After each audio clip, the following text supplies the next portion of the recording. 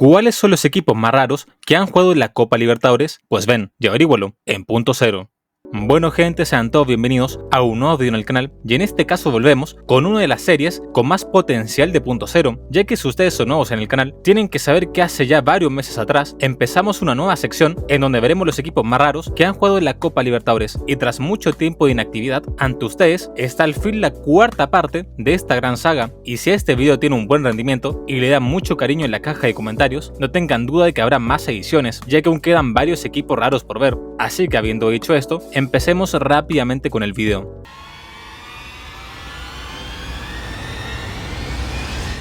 Bueno gente, empezamos este video a lo grande, ya que el primer equipo que veremos en esta cuarta parte es el carismático equipo de Paysandú, el cual solo jugó en la edición de la Copa Libertadores de 2003, y tal y como lo comenté en este video, el cual está absurdamente infravalorado, el Paysandú es el equipo con mejor rendimiento en este torneo continental, ya que en su única participación en Libertadores acabó la fase de grupos invicto y en el primer lugar, y además llegó hasta octavos de final, en donde se dio el lujo de vencer a Boca Juniors en la mítica Bombonera, pero lamentablemente en el partido de vuelta, el cuadro Cheney se remontaría a la serie y en su primera derrota en el campeonato, Paysandú quedaría eliminado de la competencia, pero su historia antes y después de la Copa Libertadores es realmente muy interesante, ya que Paysandú, con más de 50 títulos conseguidos, es el club más ganador de la región norte del país y se considera históricamente como el mayor campeón de la Amazonía, que es donde pertenece, y ante esto, en Brasil es considerado como un equipo que mueve mucho público, ya que según diversas encuestas, es uno de los 20 equipos más populares de dicho país, es decir, nosotros desde afuera lo podemos considerar como un equipo raro, pero Paysandú realmente histórico en dicha región. Y bueno, en cuanto a la elección del nombre, la verdad es que tiene un interesante trasfondo histórico, ya que justamente el equipo lleva el nombre de la ciudad uruguaya, la cual fue clave en la guerra de la Triple Alianza. Pero pasando a hablar netamente sobre fútbol, como mencionaba anteriormente, Paysandú es sin duda el equipo más grande de su estadual y se destaca que ha ganado su campeonato local varias veces de manera invicta, pero sin duda uno de los mayores logros del equipo fue haber sido campeón de la Serie B en el año 91,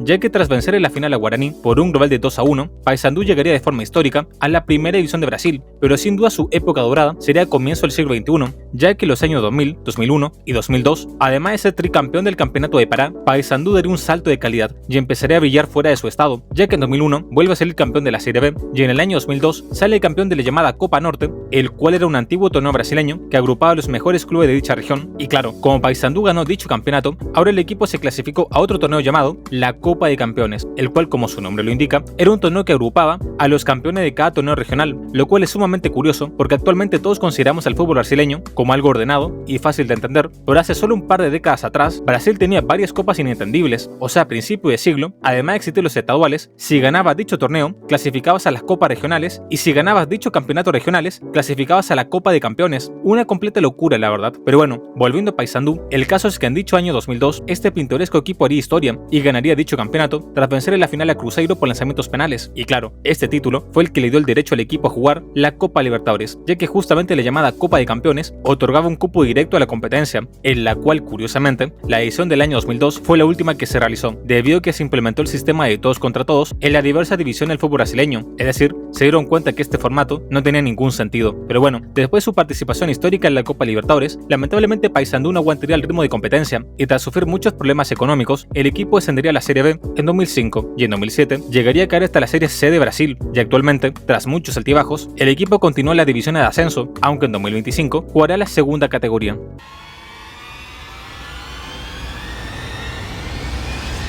Señoras y señores, continuamos con los equipos interesantes, ya que ahora es momento de hablar sobre un equipo mexicano que participó solo una vez en la Copa Libertadores y que incluso desapareció por un largo tiempo, y ese es el caso del querido Jaguares de Chiapas, el cual fue fundado por el grupo Pegaso en el año 2002, en donde anunció que el estado de Chiapas al fin tendrá un equipo de fútbol potente, en donde el club de Jaguares vendría a representar a la ciudad no solo de forma deportiva, sino que también socialmente, en donde el equipo de forma inmediata participaría en la primera división, y la verdad es que su rendimiento sería bastante irregular, ya que de hecho en el Apertura 2002, que sería una de sus primeras participaciones, Jaguares terminaría en el penúltimo lugar y en los torneos siguientes estuvo muy cerca del descenso, pero lo que hacía especial este querido equipo de Chiapas es que sin un torneo disputaba el descenso, en el siguiente semestre peleaba por el campeonato, ya que en el Clausura 2004 los Jaguares fueron el mejor equipo de la etapa regular y llegaron hasta los cuartos de final de la competencia, en donde casi toda su historia tuvo esos momentos de altibajos, pero su nombre empezaría a ser conocido en todo el continente a partir del año 2010, ya que tras terminar en el sexto lugar de la tabla del torneo de apertura, fue uno de los equipos mejor clasificados que no iba a jugar en la Conca UEFA Champions, y ante esto jugaría la Copa Libertadores del año 2011, en donde fuera de bromas tendría un excelente desempeño, ya que Jaguares de Chiapas empezaría jugando en la fase previa y terminaría llegando hasta los cuartos de final, ya que tras vencer en la primera ronda a Alianza Lima por un global de 4-0, en la fase de grupos el conjunto mexicano avanzaría como segundo, tras eliminar a Emelec y Jorge Wilstermann de Bolivia, y ya en las fases finales, en octavo vencería a Junior de Barranquilla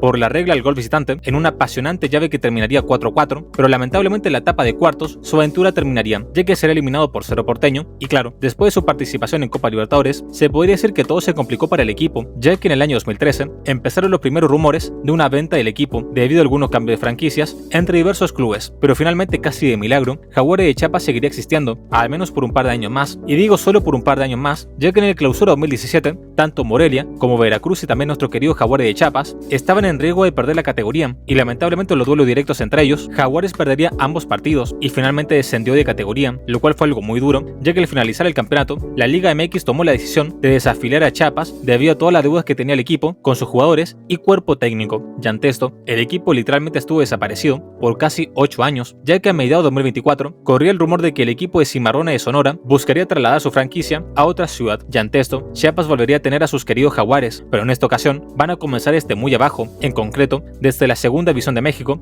que es ni más ni menos que la tercera categoría de este país, pero bueno, soy consciente que todo esto de los traspasos de franquicia del fútbol mexicano es difícil de entender, por eso te recomiendo que veas este video en donde vemos diferentes cambios de franquicias en los clubes mexicanos.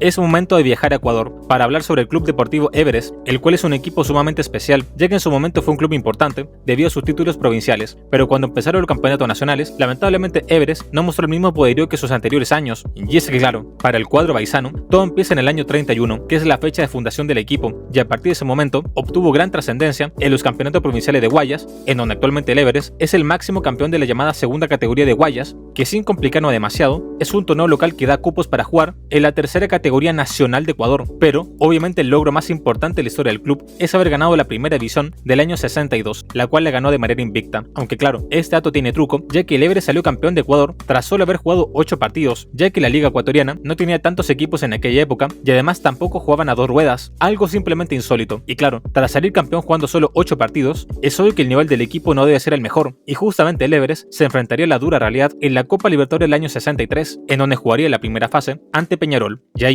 el conjunto uruguayo no tendría piedad y le daría una de las mayores goleadas en la historia de la Copa Libertadores, puesto que vencería a Everest por un marcador de 9-1, una completa locura la verdad, y ante esto, evidentemente quedaría eliminado de la competencia, y bueno, parece que para los equipos de este video es una maldición haber jugado torneos internacionales, ya que después de participar en la Copa Libertadores, todo fue para peor en el equipo, ya que luego de ser campeón de Ecuador, Everest no participaría de la Liga Ecuatoriana por 5 largos años, y tuvo que comenzar a jugar desde la tercera categoría de Ecuador, y tras volver a escalar divisiones, el cuadro paisano tendría muchos altibajos, hasta que finalmente en el año 83, Everest vuelve a descender a la tercera categoría, división en la que se mantiene hasta el día de hoy, lo cual es algo sumamente triste, ya que un club tan histórico como Everest, y que llegó a ser campeón nacional, literalmente hace más de 40 años que está estancado en la tercera división de Ecuador. Es increíble la decadencia que sufrió este equipo.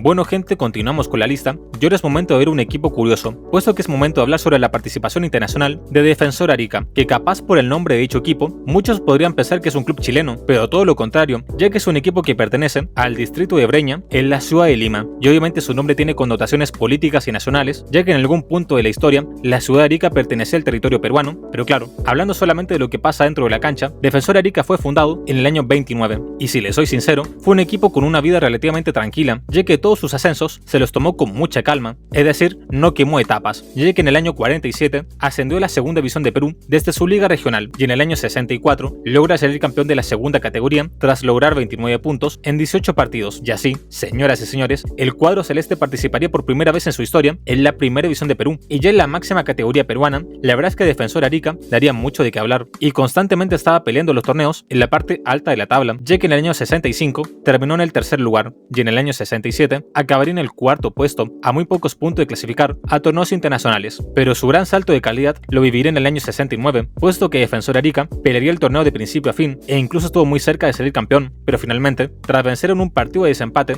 a Deportivo Municipal, el conjunto celeste terminaría segundo y se clasificaría para jugar la Copa Libertadores de 1970, lo cual era algo histórico para el equipo, pero este equipo que sorprendió a todo Perú es más que obvio que no va a tener un buen rendimiento a nivel internacional, ya que no logró superar la fase de grupos, pero a pesar de esto, se puede decir que es un torneo digno, ya que a pesar de quedar eliminado, estuvo a solo una victoria de avanzar de fase, pero como suele pasar con este tipo de equipos, después de jugar Copa Libertadores, Defensor Arica se derrumba por completo, pero en esta ocasión lo digo de forma literal, ya que en el año 72 el equipo jugó con un plantel solo de juveniles, y es por eso que fue apodado por la prensa como el equipo desmantelado, en donde al no contar con futbolistas profesionales, era más que obvio que descendería de categoría, y como en aquel momento la liga peruana no tenía segunda división, lamentablemente este querido equipo de Defensor Arica volvería a su liga de origen, y luego de 2 años, su dirigente dejaron de inscribir al equipo en los torneos locales, y finalmente Defensor Arica desapareció, pero luego de 44 años de ausencia, en enero de 2020, un grupo de jóvenes entusiastas decide reactivar las acciones del equipo y se especulaba que volvería a participar en algún torneo digital, pero debido a la pandemia, este proyecto fracasó y nuevamente no se sabe nada sobre este equipo. Una completa tristeza, la verdad.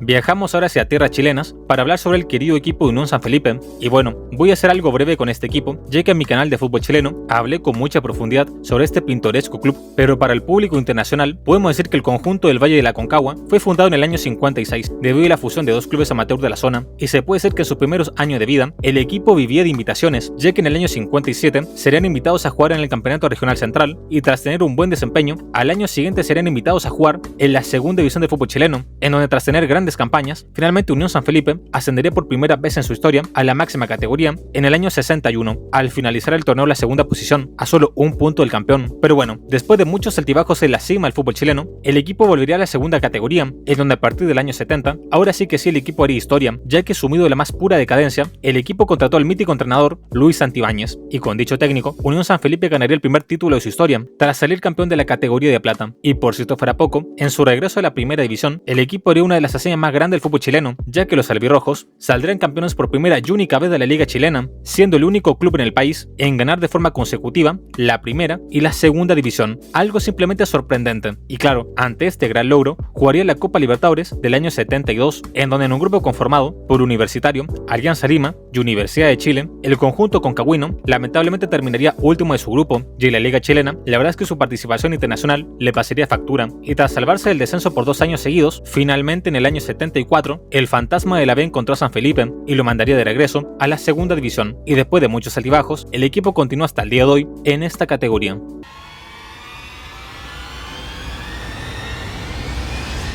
Señoras y señores, es momento de hablar sobre un histórico equipo uruguayo que, si les soy sincero, no creo que ingrese en la categoría de equipo raro, ya que el Club Atlético Progreso, a pesar de que no sea muy conocido a nivel internacional, la verdad es que en Uruguay es un equipo sumamente respetado, y de hecho no participó solo una vez en la Copa Libertadores, sino que lo ha hecho en 3 ocasiones, y una de ellas es muy reciente, ya que ha participado en los años 87, 90 y en el año 2020. Y bueno, se podría decir que la historia de los Gauchos del Pantanoso comienza oficialmente el 30 de abril de 1917, pero previamente a eso se dice que el equipo nació en un conventillo de Montevideo y fue fundado por integrantes de un sindicato anarquista, en donde el nombre de Progreso, además de ser inspirado en una calle de la zona, también representa un concepto muy deseado en el glosario anarquista. Y claro, debido a sus orígenes ideológicos, en una primera instancia el equipo vestía con los colores negro y blanco, y luego de aquello el equipo comienza los trámites para ingresar a la Asociación Uruguaya de Fútbol, en donde obviamente comenzaría desde el fondo del sistema de ligas, pero poco a poco Progreso se iba haciendo un nombre dentro de los torneos locales, y tras ganar varios campeonatos, finalmente en el año 46 el equipo haría su debut en la máxima categoría de Uruguay, pero lamentablemente solo aguantaría una temporada,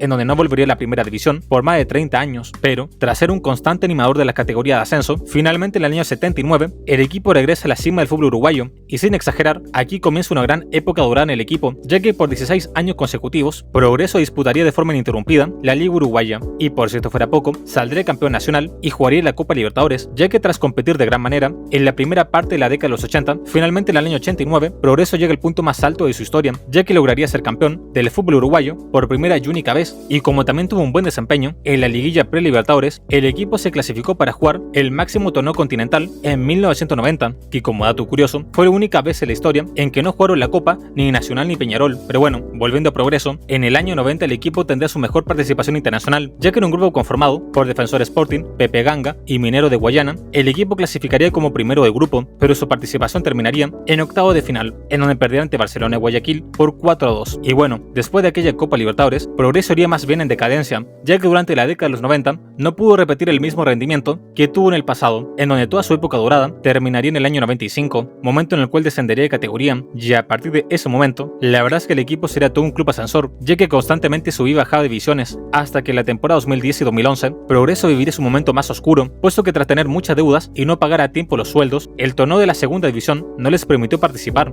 y estarían una temporada en receso, pero afortunadamente, dicho momento trágico fue superado, e incluso volvieron a ascender a primera, y volvieron a participar en la Copa Libertadores, ya que jugaron la fase previa del torneo en 2020, en donde de nuevo serían eliminados por Barcelona y Guayaquil, y actualmente se puede decir que Progreso volvió a estar en la segunda división.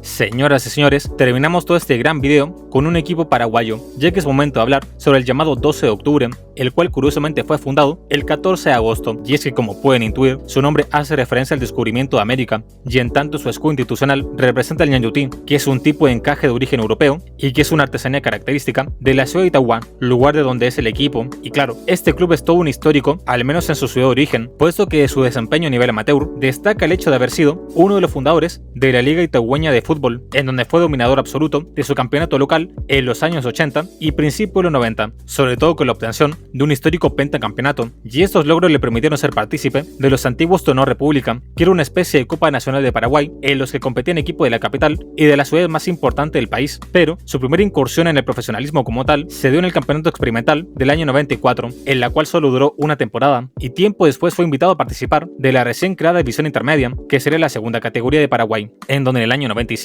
lograría el título de la división, por lo cual ascendería por primera vez en su historia a la máxima categoría de Paraguay, pero por méritos propios, y la verdad es que la cima del fútbol paraguayo permaneció de forma consecutiva hasta 2009, y por si esto fuera poco, podemos seguir comentando cosas épicas sobre este equipo, ya que el 12 de octubre es el único equipo originario de la Unión de Fútbol del Interior que ha logrado ganar un campeonato oficial a nivel nacional, puesto que se consagró campeón del torneo Clausura 2002, en donde lamentablemente en aquel año ganar los torneos cortos no te daba un título como tal, sino que clasificabas a una final por el campeonato ante el ganador del torneo de apertura, en donde perdería dicha final de 2002 ante Libertad. Y por si esto fuera poco, es junto a Sol de América de Villa Elisa, Sportivo Luqueño de Luque y Atlético Colegiale de Lambaré, uno de los tres clubes no asuncenos, campeones de competencias oficiales del fútbol paraguayo, con lo cual el 12 de octubre por toda su trayectoria es uno de los equipos más representativos del interior de Paraguay, aunque si bien es cierto que la ciudad de Taiwán con el paso de los años se ha integrado al área metropolitana de Asunción, con lo cual no sé qué tanto del interior se puede considerar. Pero hablando de su participación en Copa Libertadores, participó por primera vez en su historia